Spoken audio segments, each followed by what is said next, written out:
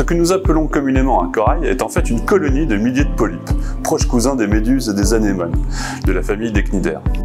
Le blanchissement corallien est un phénomène qui se produit lorsque les polypes perdent leurs algues symbiotiques, appelées zooxanthelles, qui leur donnent leur couleur et une grande partie de leur nutrition.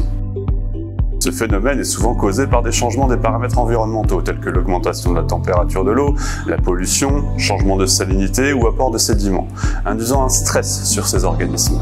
Lorsque les coraux blanchissent, ils deviennent pâles, voire blancs, ce qui peut indiquer leur état de stress ou leur affaiblissement.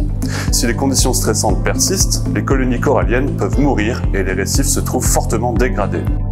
Cette année 2024 est particulière car tout autour du globe nous allons subir un phénomène climatique complexe et périodique nommé El Niño, qui induira des températures de l'eau anormalement élevées dans le sud-ouest de l'océan Indien.